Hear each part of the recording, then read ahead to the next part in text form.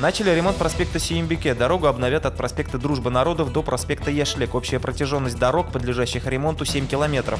Сегодня будут установлены знаки ограничения движения. В рамках капитального ремонта заменят остановочные павильоны, светофоры, дорожные знаки, поставят урны, восстановят ливневки. На ремонт проспекта Сюембике из республиканского бюджета выделено более 600 миллионов рублей. Окончание работ запланировано на 30 августа. Вывели из тени очередных любителей сумеречной езды. За праздничные выходные сотрудники автоинспекции задержали 3 автолюбителей за тонировку. Напомним, за повторное подобное нарушение с 1 февраля текущего года автолюбителям грозит штраф в 1000 рублей, либо арест до 15 суток. Одного из задержанных суд приговорил к 3 суткам ареста. В 133 школах Татарстана сегодня прошло единое республиканское тестирование по татарскому языку. В Челнах 4000 девятиклассников прошли проверку. Продолжительность тестирования 150 минут. Все работы проверяют в региональном центре обработки информации. По итогам тестирования ученики получат сертификат с указанием уровня владения татарским языком.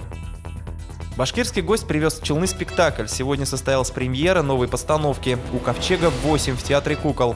Этот спектакль уникален тем, что в нем рассказывают о библейской притче. Через кукольную игру понять о вечном и главном проще, уверил режиссер.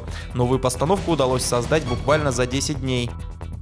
Еще больше новостей в итоговом выпуске в 18:30.